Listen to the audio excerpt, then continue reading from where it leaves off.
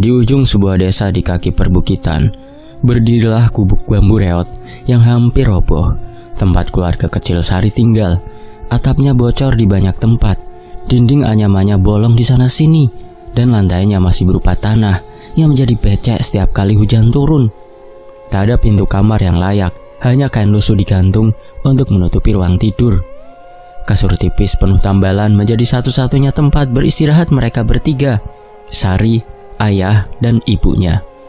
Sari tumbuh di tengah kemiskinannya seperti tak berujung. Sejak kecil, ia sudah terbiasa menahan lapar, minum air rebusan wajah, dan tidur dengan suara angin yang berdesir masuk lewat celah dinding. Di sekolah rakyat, ia selalu jadi bahan ejaan. Seragam kuningnya telah pudar dan berlubang di bagian ketiak.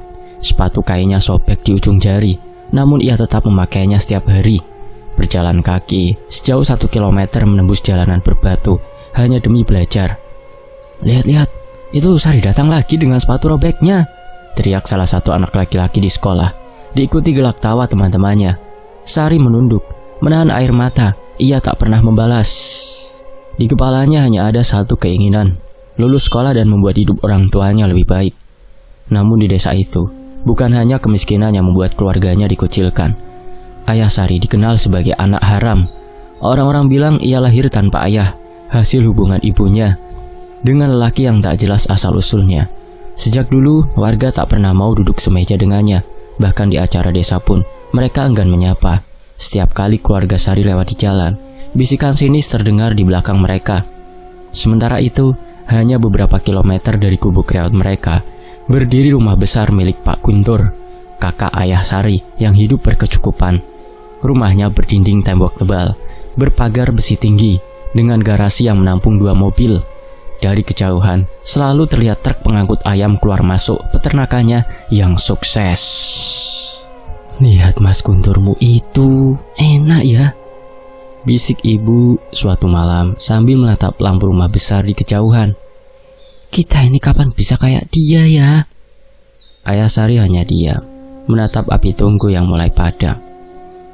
"Nasib orang gak sama, Bu," jawabnya lirih, tapi nada suaranya menyiratkan getir yang dalam. Hari demi hari, percakapan semacam itu makin sering terdengar. Kadang saat malam sunyi, Sari mendengar orang tuanya berbisik di dapur. Suara mereka pelan, tapi syarat keputusasaan. "Kalau terus begini kita gak akan pernah keluar dari miskin, Pak." "Iya, aku tahu, Bu. Tapi caranya gimana, Bu?" "Orang bilang ada jalan lewat orang pintar. Dukun dari seberang sungai itu katanya bisa bantu, Pak." "Nah, jangan ngomong sembarangan, Bu. Itu dosa besar." "Tapi apa Tuhan peduli sama orang seperti kita?" Suara ibu bergetar, hampir menangis. Naudzubillah min dzalik. Kata-kata itu menusuk telinga Sari yang berpura-pura tidur di kamar. Ia tak mengerti sepenuhnya, tapi hatinya terasa dingin. Ia tahu ibunya sedang putus asa. Sari sering melihat ibunya duduk di teras saat malam, menatap bulan dengan wajah kosong, seolah menimbang sesuatu yang berat. Suatu hari, Sari pulang dari sekolah lebih cepat karena hujan deras.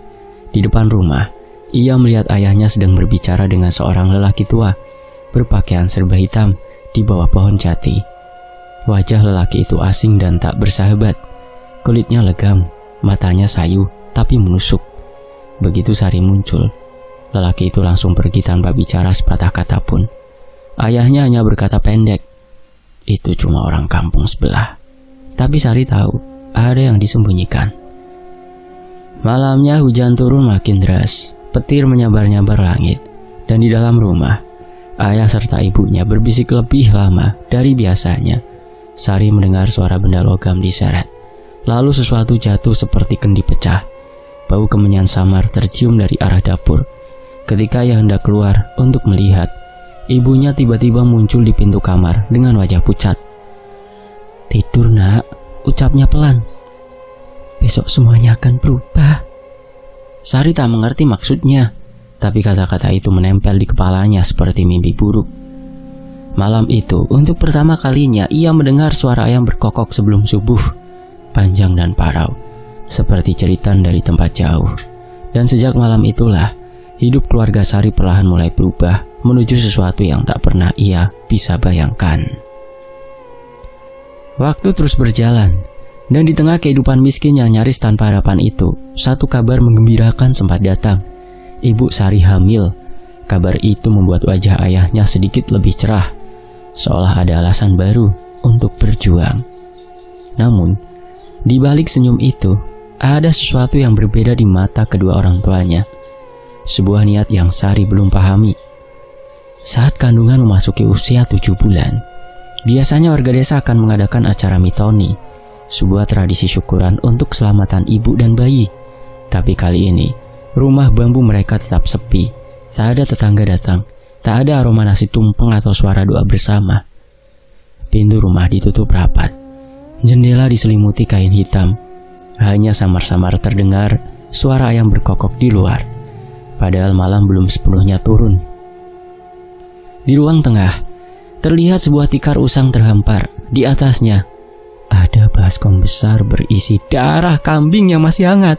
Di sebelahnya, kepala kambing hitam diletakkan di atas daun pisang bersama bunga 7 rupa yang diambil dari kuburan. 7 batang lidi merah dan 4 lilin kecil hitam menyala di tiap sudut ruangan. Aroma darah bercampur kemenyan memenuhi udara, menyesakkan dada. Sari yang saat itu bersembunyi di balik tirai tak berani bersuara. Ia melihat ayahnya duduk bersila di depan baskom, sementara ibunya duduk di belakang dengan wajah tegang. Tak lama kemudian, seorang lelaki tua berpakaian serba hitam itu datang. Ia adalah orang yang pernah Sari lihat berbicara dengan ayahnya di bawah pohon jati. Kali ini, ia membawa kendi kecil berisi cairan keruh dan sebuah boneka dari jerami dengan kain merah melilit perutnya. "Sudah siap?" Suara lelaki itu berat, seperti keluar dari tenggorokan yang kering. Ayah mengangguk pelan. "Kami siap, Mbah." Ritual dimulai tepat tengah malam. Lelaki tua itu membacakan mantra dengan bahasa yang tak Sari pahami. Suaranya serak namun dalam. Dan setiap kali ia berhenti membaca, angin di dalam rumah berputar seperti pusaran kecil. Lilin bergoyang-goyang, lalu padam satu persatu tanpa ditiup. Bau busuk yang menusuk hidung muncul dari arah baskom, membuat Sari menutup mulut agar tak muntah. Tiba-tiba, ibu menjerit kecil. Tangannya memegangi perut. Lelaki tua itu mengambil kepala kambing dan mencelupkannya ke dalam darah, lalu meneteskan cairan itu ke perut ibunya sambil terus membaca mantra. "Tukar nyawa dengan janin, tukar hidup dengan darah," gumamnya berulang-ulang. Setiap kali mantra diucapkan, perut Ibu Sari tampak bergerak seperti ada sesuatu yang hidup di dalamnya. Angin berembus keras, genteng rumah bergemeretak, dan suara seperti ledakan kecil terdengar dari arah belakang rumah. Lilin terakhir padam, menyisakan kegelapan total. Sari menjerit ketakutan, tapi ayahnya segera membungkam mulutnya. Dalam gelap, terdengar suara aneh, seperti tanah bergeser, dan sesuatu yang besar menggali dari bawah. Ketika subuh datang, udara di rumah terasa lebih dingin dari biasanya. Di halaman belakang, muncul gundukan tanah segar, sebesar gundukan kuburan, penuh serangga yang bergerak-gerak di permukaannya. Bau bangkai menyengat, membuat ayam-ayam tetangga enggan mendekat. Namun, saat matahari benar-benar naik, gundukan itu hilang, lenyap tanpa jejak. Yang lebih mengerikan, perut Ibu Sari yang semalam membesar, kini kempes, seolah tak pernah mengandung. Ia duduk tenang di teras, tanpa raut sedih sedikit pun. Ketika beberapa tetangga datang menanyakan kabar, mereka hanya berkata singkat, "Kami keguguran." Tidak ada air mata, tidak ada doa, hanya kelegaan aneh di wajah mereka berdua. Beberapa hari setelah kejadian itu, kabar buruk datang dari rumah Pak Guntur, kakak dari ayah Sari. Lelaki kaya yang selalu menjadi bahan iri hati itu mendadak jatuh sakit tanpa sebab.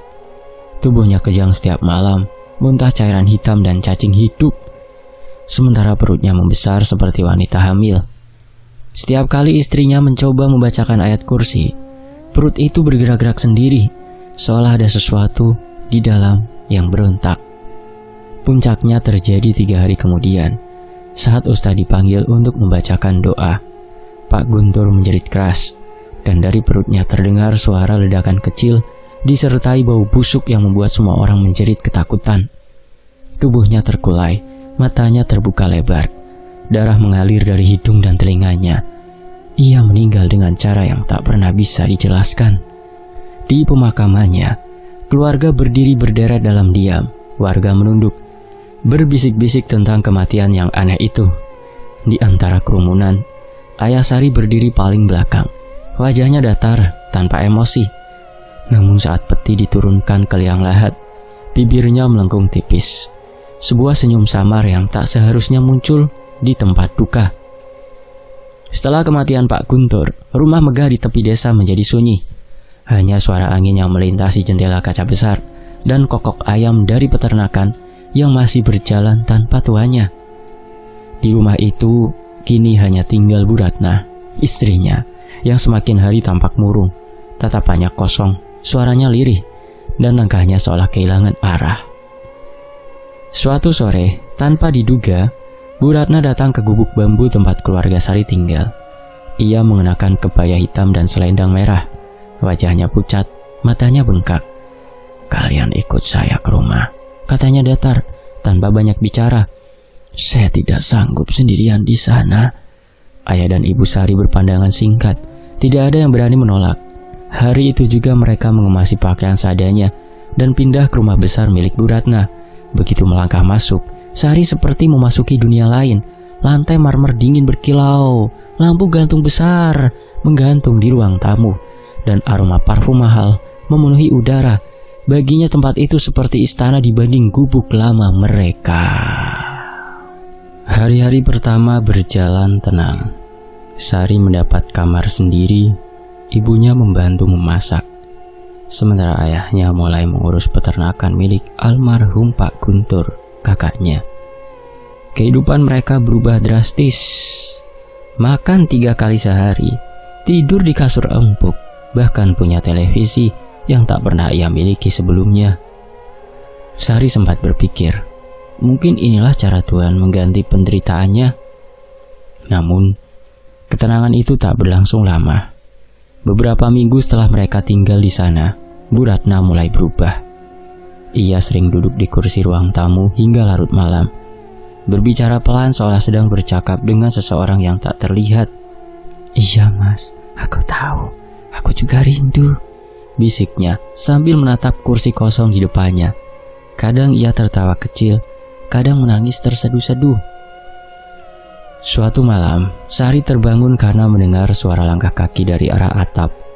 Suara itu berat dan teratur, seolah seseorang sedang berjalan bolak-balik. Ketika ia mencoba membangunkan ayahnya, langkah itu berhenti.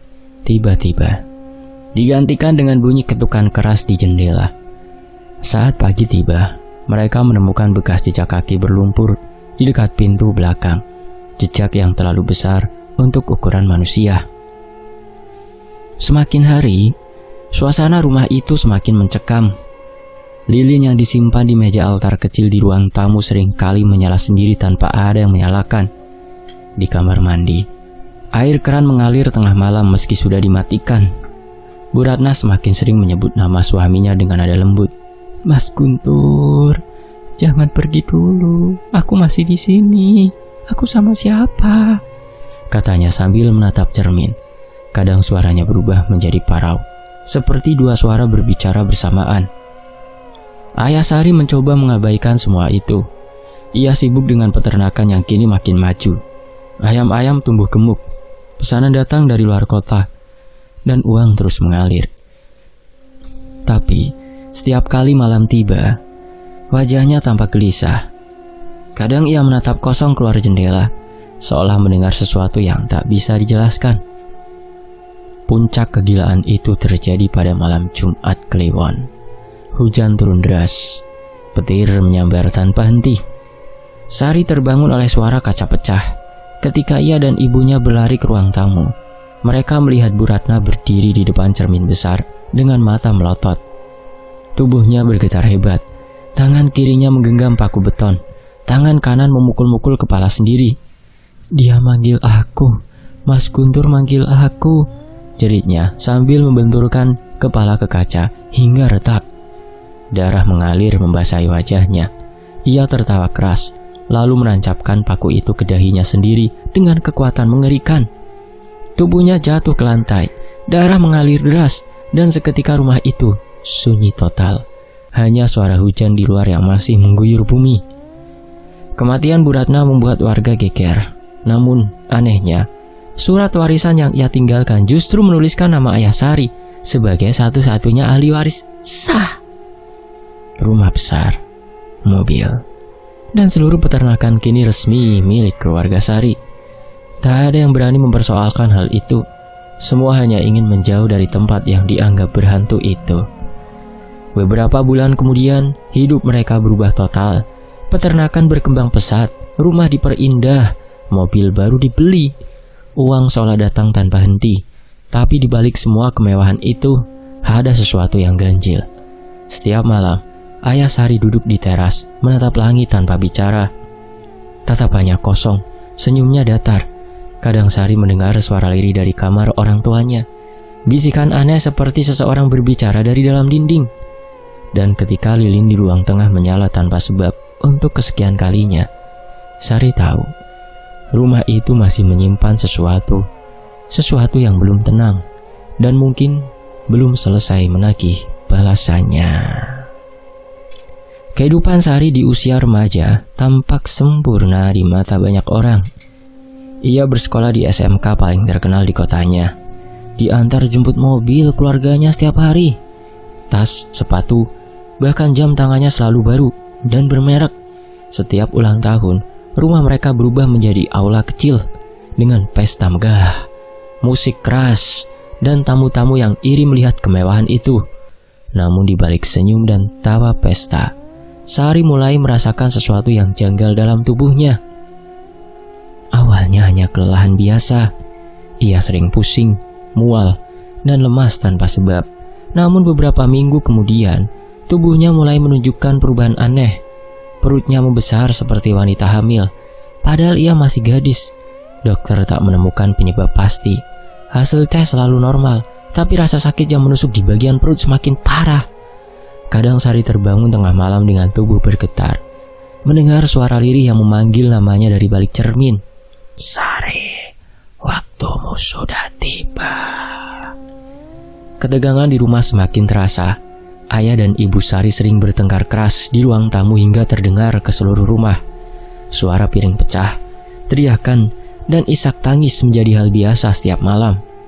Dari balik pintu kamar, Sari mendengar potongan kalimat yang tak ia pahami. "Kau janji setiap 7 tahun. Janjinya tak boleh diputus." Dan ibunya membalas dengan suara serak. "Aku tak bisa lagi. Aku tak bisa hamil lagi. Aku sudah tak sanggup." Suatu malam, Sari mendengar semuanya jelas. Sang ayah duduk di depan meja altar yang kini penuh sesaji, bunga kamboja kering, darah ayam beku, dan lilin merah menyala setengah. Di hadapannya berdiri ibunya, wajah pucat ketakutan. Kita sudah mengingkari janji. 7 tahun sudah waktunya," ujar ayah dengan suara berat. "Dukun bilang setiap waktu itu janin baru harus diserahkan, tapi kau berhenti mengandung sejak pesugihan itu selesai, memasuki 7 tahun. Air mata ibunya menetes. "Aku sudah tak mau kehilangan anak lagi, Pak," gumamnya. Ayah Sari membentak keras, "Kalau tidak mereka akan menjemput kita semua." Dan malam itu rahasia yang selama ini terkubur akhirnya terungkap di depan Sari. Ayahnya mengaku bahwa janin pertama yang dikorbankan dulu ditukar dengan makhluk hitam bermata merah jenis genderuwo penjaga perjanjian. Itulah sebabnya pesugihan itu disebut pesugihan 7 bulan. Pesugihan mitoni, katanya lirih. Janin 7 bulan itu bukan dikubur, tapi ditelan oleh makhluk itu untuk makanannya. Sari menutup mulutnya, hampir pingsan mendengar pengakuan mengerikan itu. Tubuhnya bergetar dan suara tangis lirih terdengar dari dalam perutnya sendiri, seolah ada sesuatu yang hidup di sana. Dalam kepanikan, Ayah Sari mencoba memutuskan perjanjian. Ia mengambil semua sesajen dari altar dan membakarnya di halaman belakang. Api menjilat tinggi, tapi justru angin berputar kuat di sekelilingnya. Suara tawa berat bergema dari arah pekarangan. "Perjanjian tak bisa dihapus dengan api, manusia." Suara itu menggelegar, membuat Ibu Sari menjerit histeris. Ayah Sari berteriak menantang, tapi tubuhnya justru terpental keras ke tanah. Tangan kanannya berdarah. Entah bagaimana sebilah pisau menancap di pergelangan. Dalam keadaan setengah sadar, ia menggumam, "Aku potong sendiri tanda pengikatnya." Namun darah terus mengucur deras, dan malam itu ia meregang nyawa di hadapan keluarganya sendiri. Sari hanya bisa memandangi tubuh ayahnya yang membiru di lantai. Sementara ibunya menjerit histeris memeluk jasad itu. Tapi tangisnya hanya sebentar, karena suara tangisan bayi menggema dari kamar Sari, padahal di sana tak ada siapapun. Ketakutan membuat Ibu Sari akhirnya nekat mencari pertolongan. Ia mendatangi seorang dukun tua di luar kota, berharap bisa menyelamatkan anaknya. Di dalam hati ia tahu, kutukan yang dulu mereka mulai kini telah bangkit kembali, menagih janji yang diingkari. Dan kali ini yang diincar bukan lagi janin, melainkan darah keturunan mereka sendiri.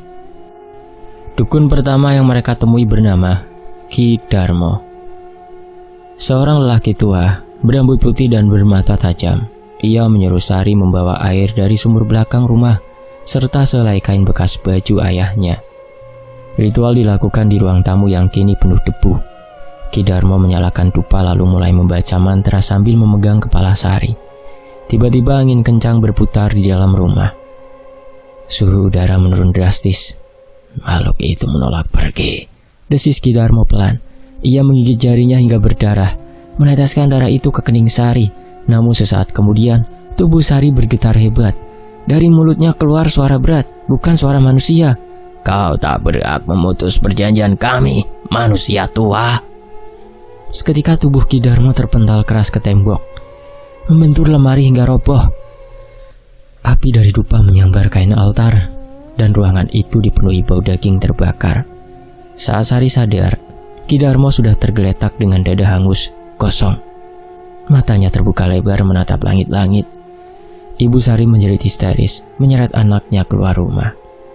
Beberapa hari kemudian mereka menemui dukun kedua, seorang wanita bernama Nyi Kembang, yang dikenal memiliki kemampuan memutus pesugihan berat. Wajahnya penuh keriput, namun tatapan matanya tajam dan menusuk. "Yang kalian lakukan dulu bukan sekedar pesugihan, tapi penyerahan jiwa," ucapnya datar. "Untuk memutusnya, kalian harus melalui jalan kematian."